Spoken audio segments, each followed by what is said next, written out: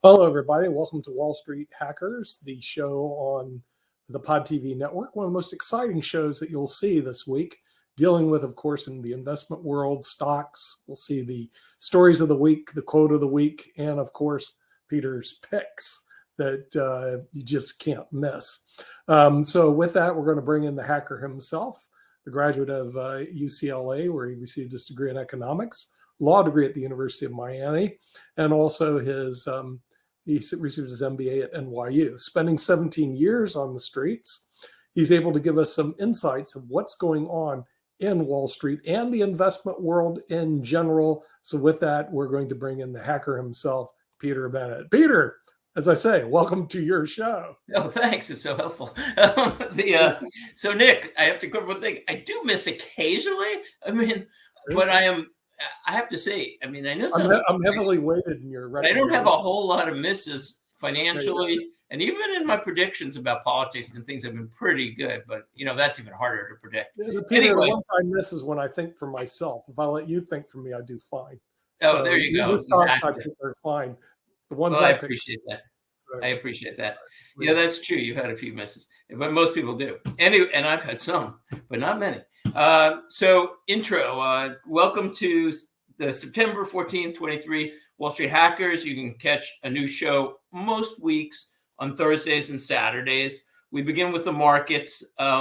So as we've been saying, I mean, I could brag, but I mean, I'm not the only one who predicted this, but I've been saying for months and months and months, maybe a year, that these inflation numbers coming down were really misreads of the fact that energy was coming down. So what happened is energy started coming back up in May, which we were predicting it could go much higher, and it wasn't going to stay low for long. And now what happened? The August numbers came out on CPI yesterday, and they were really not pretty. And they confirm what we've been saying for the whole year. So energy costs are rising since May, and the consumer price indexes are reacting to that as expected, because it's both part of certain indexes and it feeds into others. So the August CPI was up 3.7% year over year, which sounds bad, but for the month, it was up 0.63%, second month in a row of increases. And if you extrapolate that for a year, you're looking at a 7.5% yield, 7.5% in CPI increase. Now, you would think the markets would say, because they're always delusional, of course, this is really bad news. We're wrong. Instead, the market was up yesterday. The market's up today. Nothing's happening. Sooner or later, the markets are going to be slapped in the face. And they're not going up that much in the last year anyway, but they refuse to go down. But sooner or later, this problem of inflation and inflation not being under control is going to catch up to the market. Inflation hurts the economy in so many ways. It hurts consumers who can't spend. It hurts companies who have to refinance. But I think consumer and companies are insulated to a point more than usual, and that would be another whole show. But the point is, Wall Street Hackers likes to look at the causes of things, not the effects. The market likes to look at the effects and not the causes. So what is causing energy to go up so much? Well, one, this is a black swan in the works, because energy companies are investing 40% too little just to maintain production of oil and gas in the long run at the levels it is now. 40% too little. Can you imagine if all of a sudden we woke up one day and there was a 40% shortage in oil and gas? Well, it won't quite be that way, because they'll restart the projects and maybe they'll notice it before we get to that level. But these projects take 5 to 7 years, and the oil and gas companies have been underinvesting, but by not only 40%, in my opinion, of what they should be doing, but you could see their budgets. It's under 50% of what they did year after year and year in and year out before 2015. So all of a sudden in 2015, they just dramatically cut their budgets for oil and gas projects, which again take 5 to 7 years. So you don't see the effects immediately, but this is going to catch up. You can't have this be sustainable. So the point is that, one, energy is probably going up, and the reasons are many, but especially governments around the world are discouraging oil and gas production, not only in America, but all over. They have this green energy idea. And I understand why they want to control the climate issues, and they could be serious. You know, you can debate that either side, but the point is, one, they're not doing it at all. They're making the climate worse with their policies. And two, they're causing economic problems that won't help even the situation. And the other thing is, you have 10% of capital budgets of oil and gas companies now going to projects like carbon sequestration. So that 10% is sucked away from regular oil and gas projects. It will help the environment, and great. But the point is, what happens when oil and gas maybe goes much higher, and certainly I doubt will go lower. So that's the number one reason. Number two is the unemployment rate and wages. So the unemployment rate ticked up slightly, but from 50-year record lows. So now it's 3.8%, 8 or 9 million people still, 8 or 9 million jobs unfilled. This is not sustainable either. 3, government deficits. So the 2023 U.S. government deficit for just 11 months is going to be about 1.5 trillion, and that is double the 22 deficit. So the government just keeps spending money, some of it on good projects, a lot of it wasted. But the point is, all that money pouring into the economy is very stimulative to the economy, and it's going to cause inflation, of course. You know, there's an expression, too much money chasing too few goods. And finally, the Fed, who's been behind the curve for a year and a half now. And basically, they're trying to have it both ways. Maybe they're too political. I don't know their reasoning. Maybe they just see it that way. But they have this theory that they don't have to get well above the inflation rate to squelch inflation, which has always been the norm for 70 years. And they want to go less high for longer. So it's high for longer. And basically, they're trying to avoid any pain and instead have inflation go down. But I'm afraid it very well be, nobody knows the answer to this, but it may be pain to the economy that causes inflation to go down. Because I was thinking of it this way: why would anybody change their behaviors? You know, if you get a raise, you get a raise in Social Security, that's almost the same as inflation. If you have access to money, you know, a decent salary, you can get a new job. I don't see where all of a sudden people are going to stop driving or slow down their energy consumption, slow down their travel, slow down their consumption of anything.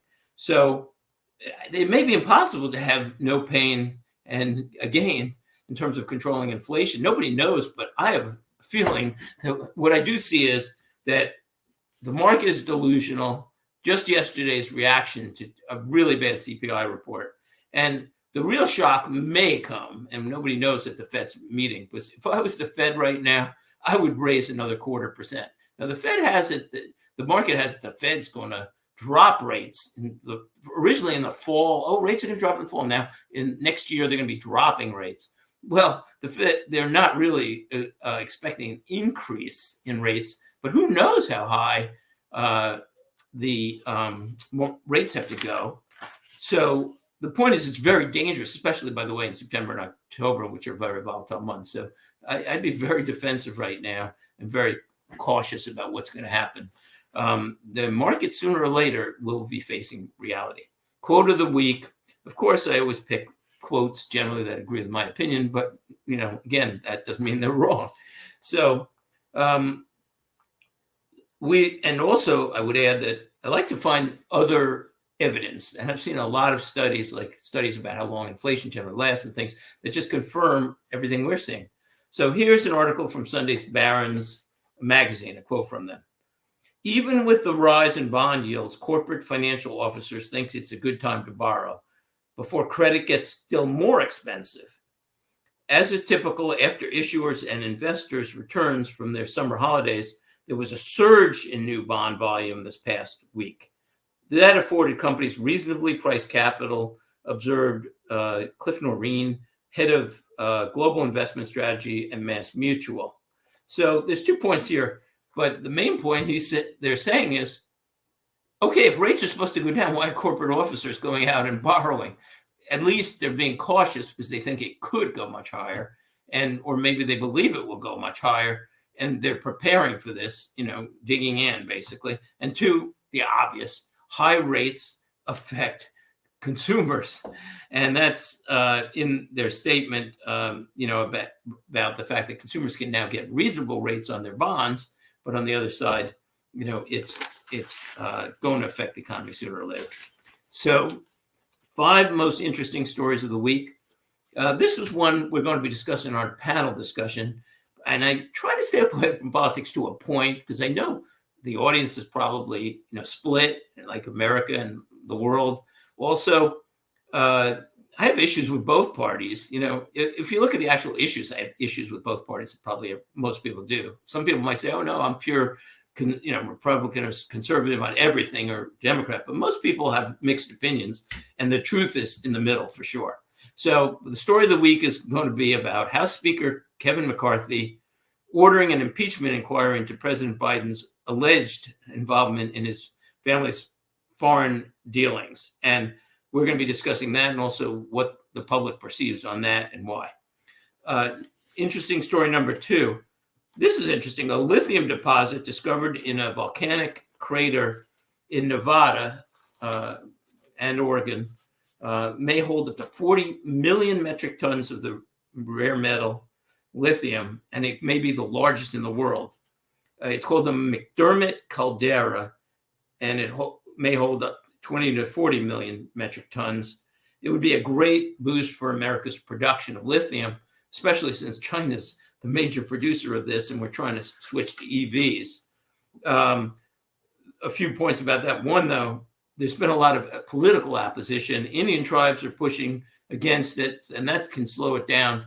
Production might start in 2026, but this could slow it down a lot. Also, oddly, NASA, the space agency, is opposing it because apparently that area is a railroad valley tabletop that, because of its undisturbed standing, I'm not a scientist, is used to calibrate measurements of hundreds of satellites around the world. So I guess there's something about this area that they don't want chopped up, but we need the lithium. And the last point there is, I've said this before, I've seen studies that if all the cars in the world ran on lithium, there would be only a 10-year supply of lithium. So I'm not sure this makes sense to go to all lithium-powered cars and then, eventually run out of lithium, but at least this helps a bit. So this was good news. Last week, we covered the immigration crisis. There were 2 points there. One is the borders are totally open, as most people agree. But the other point was 38% of Americans didn't even think it was worse, which means they have no idea what's going on, and we discussed the reasons why. That will tie into this week's discussion on what's going on with the president. So, but to confirm what we were saying, this was a pretty well covered story. Mayor Adams, the New York City mayor, said that the migrant crisis will, quote, he said this, will destroy New York City. Now, that's a pretty big comment. And he said he doesn't see a solution, that if it continues, he's never seen a problem like this. Few points there. One, he didn't have a problem until 110,000 people arrived in New York City. He had no problem when Texas was overrun, Arizona, Nevada, with illegal immigrants. But now that they're coming to New York and it's becoming their financial burden, now it's a problem. Second of all, he's trying to politically blame Texas, which is shipping people from the border. These towns are overrun with immigrants for years. And so they're shipping some who are willing to go. But the bulk of the immigrants are not coming from Texas. And other cities around the country, are many of them Democrat, are complaining about the fact that they can't handle the burden. And again, it was a problem down south for years. So I hate the way politics plays into some of these things. Number 3, a robot featuring arms, legs, and 2 eyes and basic facial features, very plain face, but has a head, has joined actual warehouse workers for the first time and is lifting heavy boxes in containers. It's called Apollo. It's 5'8", 160 pounds, and it moves items weighing up to 55 pounds. It comes from a company called Apptronik. It's a tech startup, and it says that it expects one day for its robots to be able to perform menial tasks like household chores. And I could see this coming. I mean, Rosie is coming. And last year, Goldman Sachs published a report which predicted humanoid robots could be, quote, economically viable in factory settings between 2025 and 2028, and in consumer applications between 2030 and 2035. So the robots are coming, and I've feared there's multiple issues for people, but one of them is jobs. And, there's a theory that jobs will be created at the same rate, but I think these robots, it's the first time that technology is actually now physically and mentally capable of totally replacing people in many jobs. So we will see, but it may be a big issue. Finally, and this relates to investing, one concern that many investors might have is that investing in energy is that fossil fuels days are numbered. But ExxonMobil just said global energy demand is expected to rise by 14.4% to 2050. Actual oil demand should grow by 5.7%, even oil demand by 2050, and gas use is supposed to increase by 21.7%. So this is what we've been saying on Wall Street Hackers for a long time. The energy, there's a lot of money to be made in energy because the market thinks, it's going away in 5 or 10 years, but there's a real opportunity. And also in terms of climate change and everything else, I mean, how do you fight the climate if you introduce a solar panel or a solar powered car or whatever, indirectly an EV, but then populations all over the world in less developed countries are adding cars, and they actually want heat for their homes. And so the trends are not positive, and there might be solutions, but the solutions government's using now, especially squelching natural gas, which is the cleanest fuel, and then actually encouraging indirectly oil and coal production because they don't have enough natural gas. It makes no sense at all. And neither does shipping production to China and getting it out of developed countries like the US makes zero sense because China is the biggest polluter in the world in terms of carbon, and they just keep increasing. So you're just shipping the pollution over. It's all political again. I wish politicians would just focus on solutions and not politics, but part of politics. Anyway, we'll take a quick advertisement, and then we'll be back with our pick of the week, which happens to be energy, and often is, and our panel discussion. It should be interesting. We'll be back soon. See you soon. One of the things that business owners forget a lot is to prepare for their own retirement. Hi, my name's Nick Palavita, and today I'm with a very special guest, a certified financial planner, a chartered retirement plan specialist, and president of National Pension Partners, Max Couliet. Max, tell me what you do at National Pension Partners. Well, Nick, we help successful small businesses and professionals put together retirement plans that provide them the maximum retirement benefits and big tax deductions at the same time. Well, how do you do this? Well, we get on an internet conferencing system with the client. We review their goals, what they want to accomplish, and then put together strategies to help them in implementing a retirement plan that benefits them, not everybody else. Well, that sounds really good, but how much does this cost? Well, it's really not bad because the first consultation is free. That allows us to go through and discover whether this strategy works for that business and for you as the business owner, and helping you maximize your retirement. Well, Max, how do we get this free appointment? It's really pretty simple, Nick. You can either go to our website below or call us at 877-252-1692, and then we can set up a time with either myself, Nick, or one of our other retirement plan specialists, another CPA or advisor in the office, to go over this with you and make sure it fits for you. Hi, my name is Lewis Haupt. I work with National Pension Partners, and I work with businesses to allow them to put the maximum away that they can for themselves and to save taxes. Hi, I'm Brad Coyle, and I'm the brokerage manager at National Pension Partners. We're always analyzing plan fund choices in order to ensure the participant's success. If you want more information on how we can help you and your business put more money away in a retirement plan than you ever thought possible, contact us at the website below or call us at 877-252. Okay, we're back. So what to do, we basically the same for a year and a half now. One, whatever allocation you have in stocks should be in growth stocks, dividend growth stocks, and dividend stocks. Why? This is the most obvious chart in the world. So if you look, $100 put into the S&P 500 grew to an impressive $4,000 over 50 years from 2073 to 2022. Okay, great. Except for if you were in dividend payers, you would have earned over 8,000, more than double. And if you were in dividend growers and initiators, you would have earned over 13,000. So you're talking about double and triple the return. What allocations you have in stocks, it all depends on your age, your financial situation, but that's number one. Number two, you should own energy and pipelines, in my opinion, without a doubt. That's by far our biggest allocation, about 27% to energy right today or somewhere in there.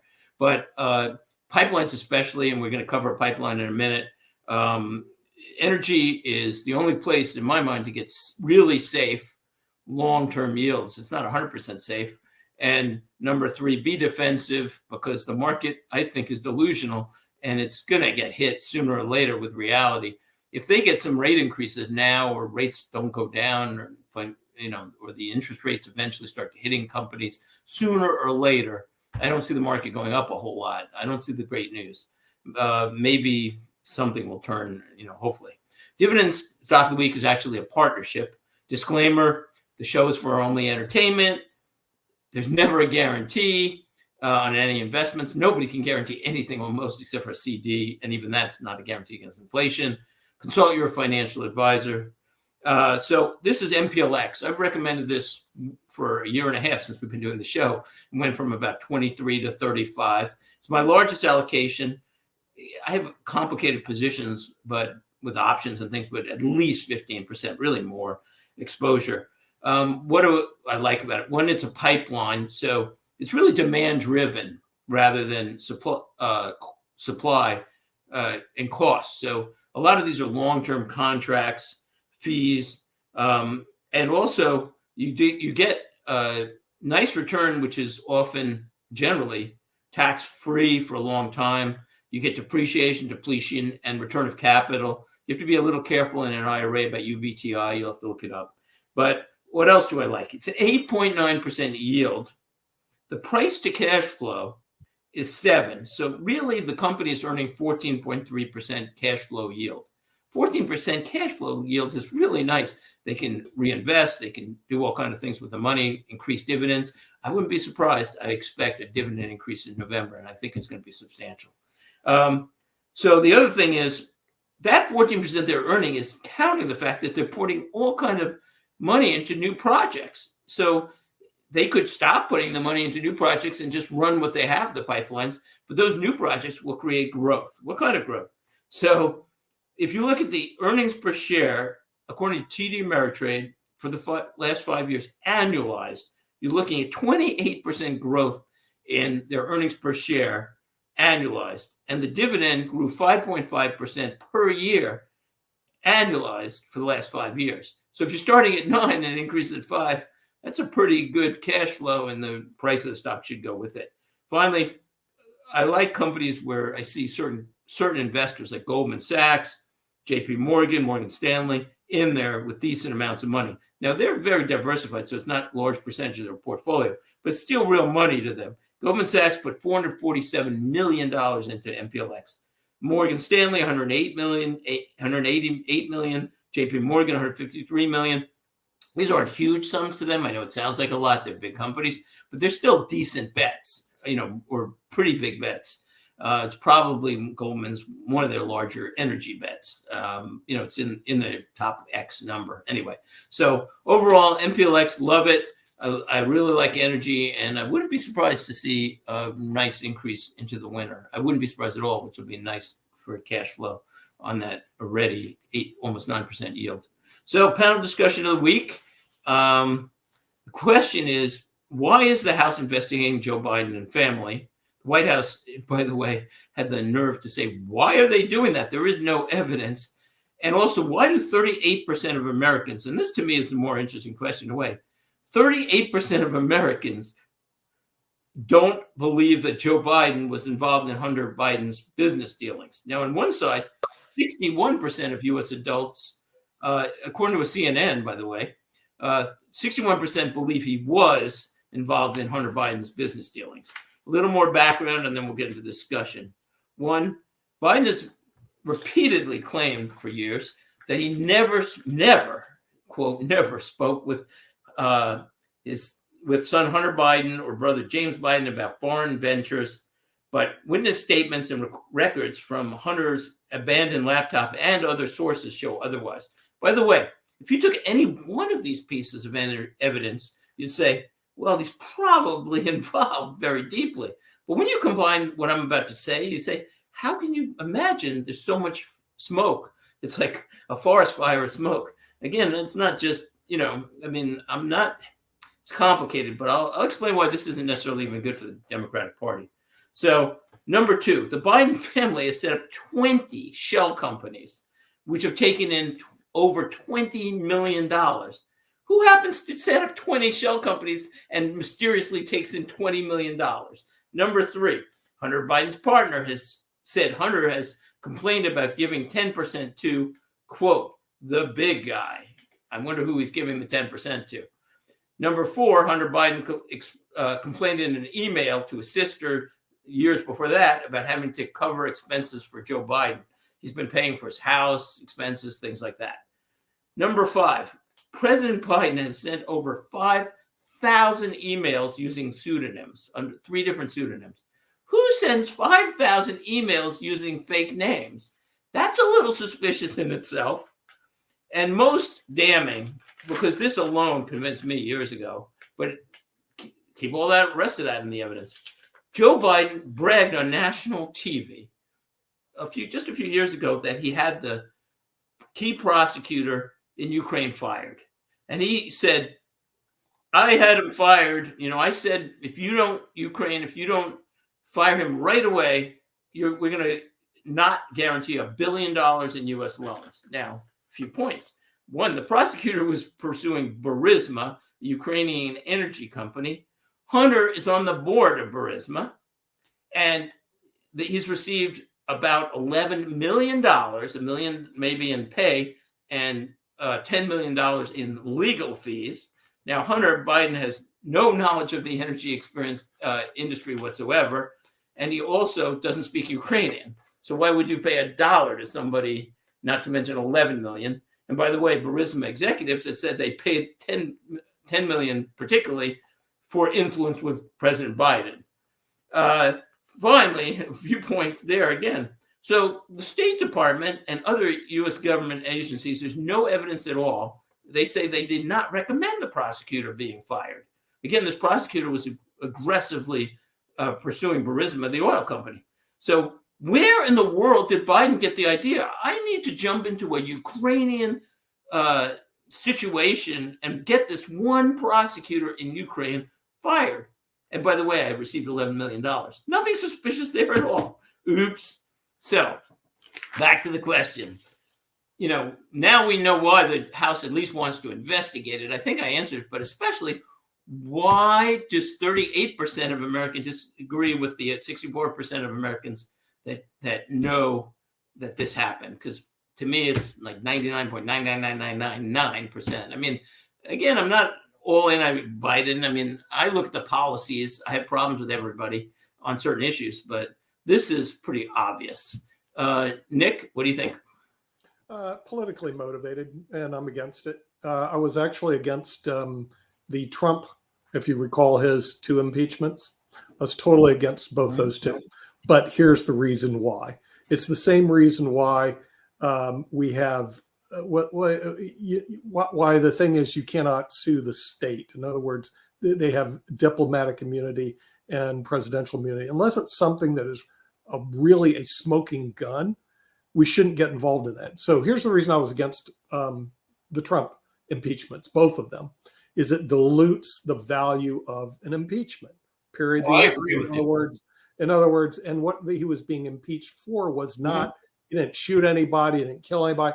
And so what happens, any ticky-tack thing can become an impeachment. Look, if you want to go after him after he's out of the presidency, go right ahead. But right now he has a job to do. Same with, and America has a lot of problems that he needs to address. Here's number one. Our national debt's $31 trillion. True. David Walker said much more. It's much more than that. And not only that, he goes, in the future, our biggest budget item will just be paying interest on the national debt. We are sinking fast. Yeah, you know, I have to jump in here because you've already said three things. I'm going to lose track. Number one, my theory is we won't pay interest on the debt because we're going to drive interest rates down to zero. You know, that's, well, they'll have to do it. Exactly. That's why. But that's going to affect a lot of people financially. So you're going to get hurt by that debt. Number two, I totally agree with, and then if you want to go on, fine. The Trump things, and I want to point out, the first, it dilutes the impeachment. And even then the Republicans said, you know what, you're diluting impeachment. But the thing was, ironically, I wasn't going to mention this, but the first impeachment was over, or the second, I can't remember which one. I think the second was about the fact that Trump actually said, maybe we should investigate Biden for what we're talking about. It was the most obvious thing in the world to at least say, but oh no, you can't even ask the question, you know, but it's the president's job to look into corruption. It's so ridiculous. You know, it's outrageous in terms of, but you're right. Now impeachment you have to stay focused on the problem, and this is a distraction. Here's another problem. Social Security and Medicare going broke in a decade. We will live through most of the people are listening will see Social Security and Medicare go bankrupt. You know what? I want to divert from that because let's do that on next show, actually, if you want to go back to that. Saying, these are important. That's a complicated issue. You're going to deal with some crazy. No, it's not just that. There's all kind of problems. There's crime. There's an open border. But the point is, let me make one other point. Wait. Let me make one other point about what you said. They're not going to impeach. They're not actually impeaching him. This is an impeachment inquiry. Let me explain why. Because what's been happening is the FBI, the Justice Department, have been stonewalling. They're hiding all the evidence, which is why the White House said, well, you can't find evidence. You can find evidence on Hunter, but you can't find it on Biden. But what happens is the House asks for evidence, and they give them sheets of blacked out material. Or they say, well, we can't give you that. It's executive privilege. So they can't get the evidence. But when they're doing an impeachment inquiry, they have now a much stronger subpoena power. So that's why they're doing it. So it'll never come to impeachment. First of all, the Senate's not going to vote for it. But what they are going to do is get the evidence because that's going to influence politics. So a few points. Because we're running out of time, as always. Number one, 38% have no knowledge of this because their heads are in the sand. And it's not personally them. It's because they get their news from the sources that agree with their political positions. And it's really the news fault because the liberal media, and I have problems with the conservative media because they're slanted, but the liberal media just totally slants things. They refuse to even mention stories that are major news. And so people who don't know, I have friends who are so intelligent, they don't have a clue about what's happening if it's a story that the media doesn't want them to know. The other thing is that they're not necessarily helping the Democrat Party. They might think they are, but they're really hurting themselves because Joe Biden is by far the most likely nominee right now for the Democratic Party.